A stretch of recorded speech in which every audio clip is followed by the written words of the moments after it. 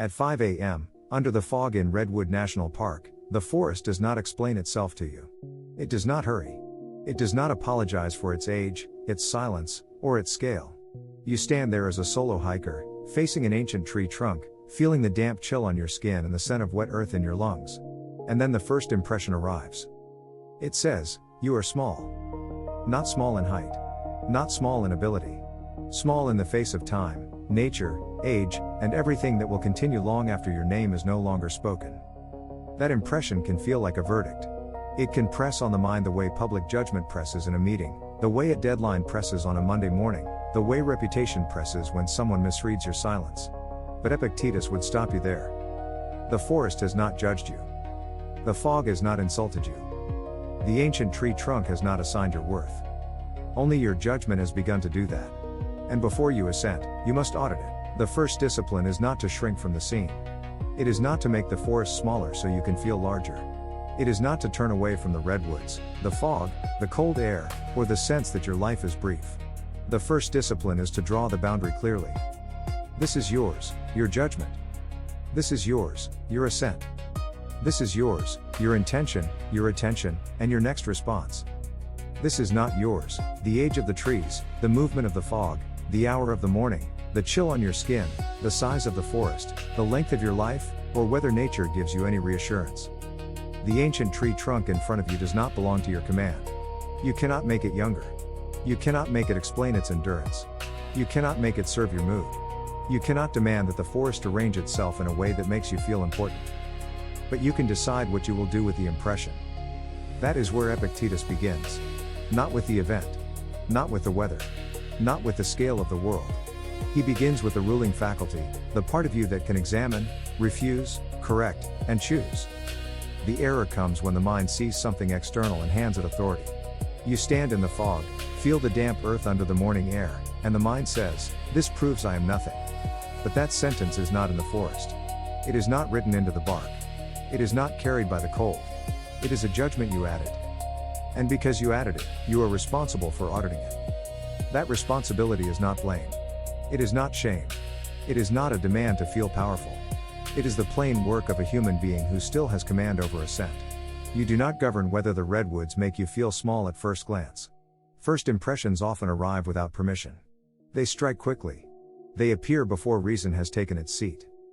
But assent is different. Assent is when you sign your name under the impression and treat it as true. The forest appears vast. That may be true. The morning appears silent. That may be true. Your body feels cold. That may be true. Your life is temporary. That may be true. But the conclusion, "Therefore I have no worth," is not forced by any of those facts. That is where the mind crosses the boundary. It takes an external fact and turns it into an internal verdict. This same mistake happens far from the redwoods. A supervisor gives a short reply, and the mind says, "My standing is gone." A bill arrives, and the mind says, "My life is collapsing." Someone misunderstands you, and the mind says, "My character has been taken from me." A deadline moves closer, and the mind says, "I am trapped." In each case, the event is one thing. The judgment is another. The Stoic does not pretend the event is pleasant. He does not call pressure easy. He does not deny cold, uncertainty, money, reputation, or conflict. He simply refuses to confuse what happens with what it means about his character. That is the boundary. Your reputation is not fully yours. Your character is. The outcome is not fully yours. Your conduct is. The timing is not fully yours. Your attention is. The weather is not yours. Your patience inside the weather is. The forest is not yours. The judgment you form before it is. At 5 a.m., standing still before the ancient tree trunk, the work is not to conquer nature. That would be childish. The work is to stop letting nature's scale decide your measure. The tree can be ancient without making you worthless. The fog can be heavy without making the moment threatening. The cold can be sharp without commanding panic. The earth can smell damp and old without forcing you to surrender your ruling faculty. You are not asked to control the forest waking up. You are asked to control whether you turn that sight into an accusation. This is why the pause matters. Before you move, before you speak, before you reach for distraction, before you rush to prove you matter, you pause. You name the impression, "This appears to show my insignificance. Then you separate the appearance from the judgment. It shows scale, age, silence, and nature. It does not show the worth of my choices. That distinction is not small. It is the difference between being governed by whatever appears and governing the part of you that can respond. The ancient tree trunk becomes useful here, not because it gives you a lesson by itself, but because you use it as an anchor for attention. Look at it directly. Let it be what it is. Bark, height, age, weather, endurance. Do not add insult. Do not add doom. Do not add a story about your failure, your reputation, or your place in the world. The tree stands. The fog moves. The body feels cold. The mind examines. That is enough for the first boundary. You are not the master of the morning. You are not the author of the forest. You are not in charge of being reassured by the world. But you are still responsible for the judgment you permit, the assent you give, and the next action you choose under that judgment. When you recover that boundary, you do not become larger than nature. You become more honest than your first impression. The forest gives you an impression before it gives you an argument. That is important. You do not stand there at 5 a.m. and calmly assemble a philosophy of mortality. You do not reason your way, step by step, into the first pressure of the moment. The damp chill arrives. The fog hangs low. The scent of wet earth rises around the trail. The ancient tree trunk stands in front of you with a silence older than your plans, your bills, your calendar, your opinions, and your name.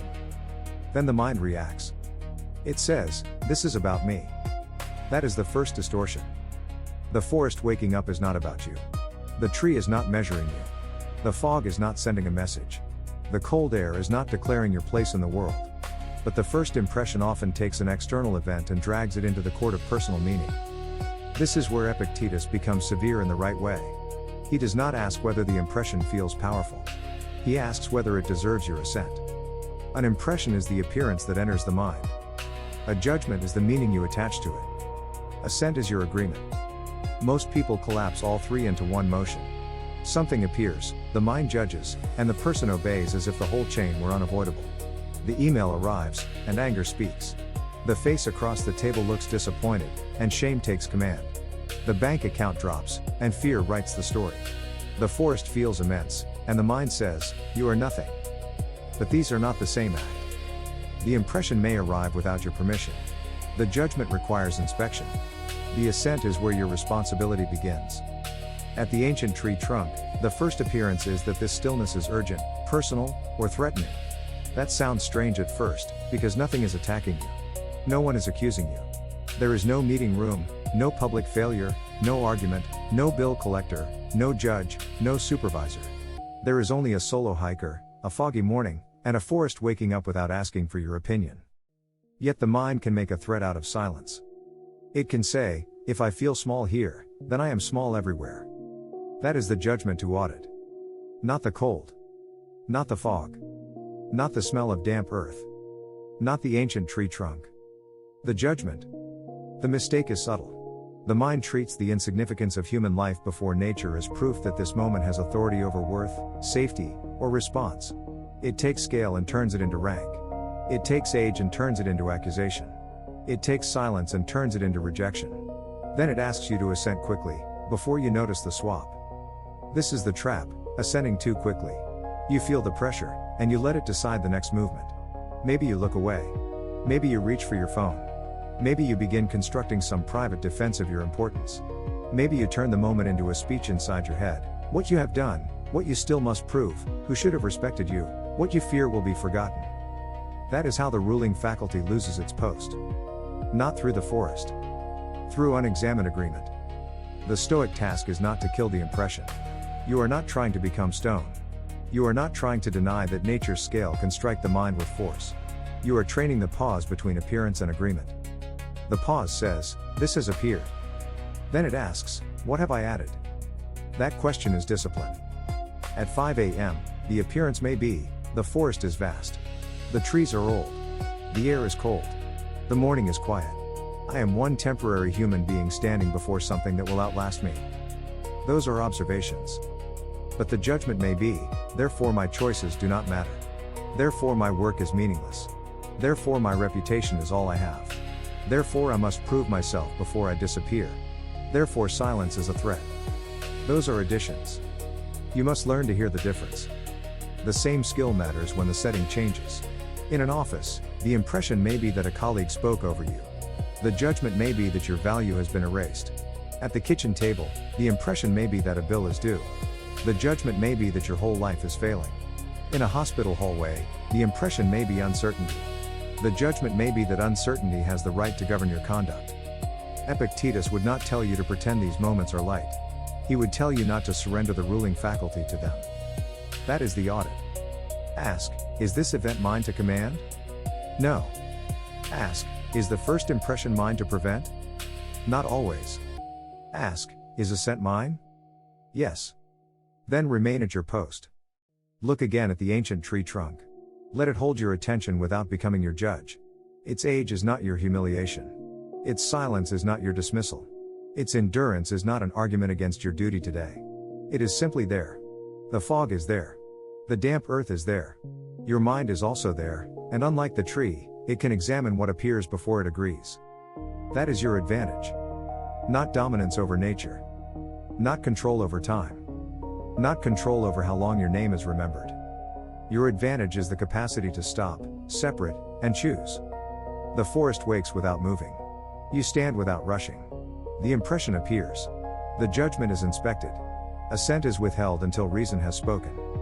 That is where freedom begins in this scenario, not when the world becomes less vast, but when your mind stops treating vastness as a verdict. Ascesis is not an idea you admire from a distance. It is training inside the exact moment when the mind wants to run ahead of reason. At 5 a.m., the training ground is not a lecture hall. It is not a desk with a clean notebook. It is the fog, the damp chill, the scent of earth, and the ancient tree trunk standing in front of you while the forest wakes without moving. Nothing dramatic is happening, which makes the test sharper. There is no obvious enemy. No insult. No emergency. No public humiliation. There is only an impression pressing for agreement. That is enough. The practice begins with stillness. You do not move just because the mind is uncomfortable. You do not reach for noise. You do not turn the moment into a performance. You stand there and let the first appearance show itself plainly. This feels large. This feels old. This makes my life feel brief. This appears to threaten my importance. Name it without obeying it. That is the first exercise. A weak mind tries to escape the impression before it understands it. It distracts itself, argues with the scene, or manufactures some story where it is still central. But a trained mind can look at the impression and say, you are only an appearance. I will inspect you before I grant assent. This is not softness. This is command. Epictetus would not ask you to flatter yourself in front of the redwoods. He would not ask you to repeat that you are special until the forest feels less vast. He would ask whether you have mistaken scale for authority. He would ask whether the damp chill has the right to decide your judgment. He would ask whether the silence of the trees has the power to assign your worth. The answer must be precise. No. The redwoods may outlast you. That is not yours to govern. The fog may make the trail uncertain. That is not yours to govern. The body may feel cold. That is partly yours to manage, but not fully yours to command. The first impression may arrive quickly. That is not always yours to prevent. But your assent is yours. Your next act of attention is yours. So the exercise continues. Return attention to the ancient tree trunk. Not as decoration. Not as poetry. As proof that attention can be placed deliberately. The mind wants to wander into comparison. Your lifespan against the tree's lifespan. Your reputation against nature's indifference. Your plans against the age of the earth. Bring it back. Bark. Fog. Cold air. Stillness. Breath. Judgment. You are not trying to feel inspired. You are trying to see clearly. That is ascesis. The same training will be needed later when there are fluorescent lights instead of redwoods, when the damp earth is replaced by a crowded parking lot, when the silence of the forest is replaced by a message left unanswered. The setting changes, but the discipline is the same. An impression appears. The mind adds a judgment. The judgment asks for assent. You either inspect it, or you become its servant. So practice here while the stakes are quiet. Stand before the ancient tree trunk and rehearse the separation. The event, a forest waking in fog. The sensation, damp chill, scent of wet earth. The impression, this feels urgent, personal, or threatening. The judgment, this proves I am insignificant in a way that damages my worth. The correction, The forest shows scale, it does not judge character. That sequence matters. It trains the mind not to fuse everything into one panic. When you separate the parts, you recover your post. Then choose a governable action. Not a grand action. Not a symbolic victory. A governable action. Stand still for one more breath without surrendering judgment. Place your attention on the tree trunk without turning it into an accusation. Let the cold be cold without calling it hostile. Let your life be temporary without calling it worthless. Let the forest be old without treating its age as a verdict against your duty today. This is how responsibility returns. You stop asking the world to make you feel secure before you act with discipline. You stop demanding that nature, reputation, timing, and outcome become gentle before you govern yourself. You stop waiting for the impression to become polite. The impression does not need to be polite. It needs to be examined. Ascesis is the repeated act of examination under pressure. It is the practice of not signing away your judgment because the first appearance is loud. It is the refusal to let an external thing become ruler over the faculty that was meant to rule itself. And here, in the Redwoods, the lesson is severe because the forest does not care whether you learn it. The tree does not praise your discipline. The fog does not reward your restraint. The earth does not rise up and confirm that you have understood. Good. That means the work remains clean. You are not practicing for applause. You are not practicing so the scene will approve of you. You are practicing because your assent is your responsibility whether anyone notices or not. The ancient tree trunk stands. You stand before it. The forest wakes. The impression appears. And inside that narrow space before agreement, your training begins. Once judgment is corrected, conduct must follow. This is where many people stop too early. They notice the impression. They name the judgment. They separate what is theirs from what is not theirs. Then they think the work is finished because the mind has become clearer.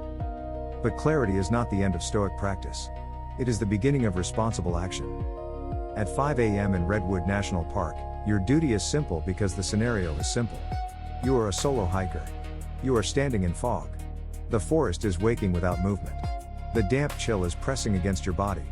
The scent of earth is rising. The ancient tree trunk remains in front of you. No crowd is watching. No one is asking for a speech. No reputation is being measured. So your responsibility is not dramatic. You keep your attention clean.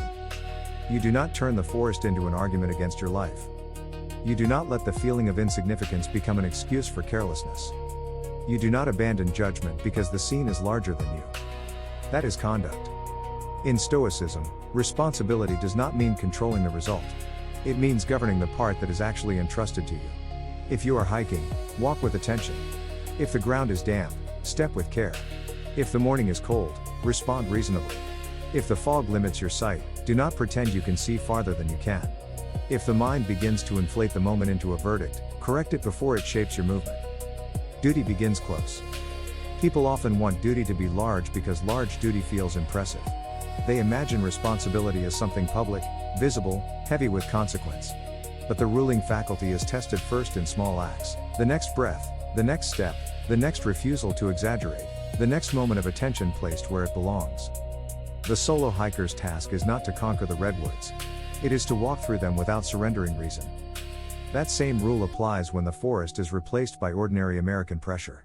You may be at a workplace meeting where your idea is dismissed. The impression says, you have been lowered. The judgment says, your reputation is damaged. The trap says, defend yourself now, sharply, before they think less of you. But your duty is not to rescue every opinion others hold. Your duty is to speak accurately, listen where listening is required, correct what needs correction, and not let wounded status decide your conduct. Reputation is not character. Applause is not virtue. Being misunderstood is not the same as being harmed in the ruling faculty. If you forget that, you will hand your conduct to the room. The same discipline is needed at the kitchen table when bills are spread out in front of you. The impression says, this is too much. The judgment says, this proves failure. The trap says, react, avoid, blame, or collapse into resentment. But the bill is not your moral identity. The number on the page is an external fact. It may require action, planning, sacrifice, and honest conversation. But it does not have the authority to decide whether you act with courage, fairness, restraint, and clear attention. Your duty is to do the next honest thing. Not the next impressive thing. The next honest thing. That may be making the call. It may be reviewing the amount. It may be admitting what can and cannot be paid. It may be refusing to add panic to a hard fact. The outcome may still be uncertain. But responsibility has returned to its proper place: conduct, intention, and choice. Back in the Redwoods, the ancient tree trunk teaches nothing by command. It simply gives your attention a place to stand. You look at it and remember, this does not need to approve of me. It does not need to make me feel permanent. It does not need to shrink so I can feel secure. My work is not to demand reassurance from externals. My work is to govern the use I make of impressions. That use must become visible in behavior. If the corrected judgment remains only a sentence in the mind, it is incomplete. The next response must show whether the correction was real. Do you move with attention, or do you move as if threatened? Do you remain steady, or do you rush to escape the feeling? Do you keep the event separate from the judgment, or do you allow one cold morning to become a story about your whole life? Responsibility is proven at that point. Not in what you claim to understand. In what you permit to govern your next action. Epictetus brings the matter back to ownership. What belongs to you? Judgment, assent, intention, attention, and response. What does not belong to you? Weather, timing, reputation, other minds, past events, outcomes, and whether the world obeys your preference. This division does not make life easy. It makes life honest. And honest conduct is strong because it no longer waits for externals to become stable. The fog may remain. The cold may remain. The forest may continue in silence. The people at work may still misunderstand you. The bill may still be due. The outcome may still be undecided. But you can still act from the part that is yours. The solo hiker stands before the ancient tree trunk and accepts the proper scale of responsibility. Not everything is yours. Not most things. But the next judgment is yours. The next assent is yours. The next step is yours. And that is enough to require discipline. Freedom does not mean the forest becomes smaller. It does not mean the fog lifts on command, the cold leaves your body, or the ancient tree trunk gives you some private confirmation that your life matters. Freedom means you stop asking externals to give what only judgment can govern. The redwoods remain vast. Your life remains brief. The morning remains indifferent. But none of that has the authority to make your conduct careless, your attention scattered, or your assent cheap. This is the audit. The event is one thing. The impression is another. The judgment is another still. And assent is where you either surrender your ruling faculty or recover it. So stand before the ancient tree trunk without turning it into a judge. Let the damp earth be damp. Let the chill be sharp. Let the forest wake in silence. You do not need the world to flatter you before you act with discipline. When you return from the trail, the same work returns with you. In the inbox. In the workplace meeting. At the kitchen table. Under public judgment. Under uncertainty. Under age. Under failure. The scene changes, but the responsibility remains. Pause before assent. Name the impression. Separate event from judgment. Choose the next governable action. That is not escape from life. That is how a human being stands upright inside it. Return to what is yours to govern.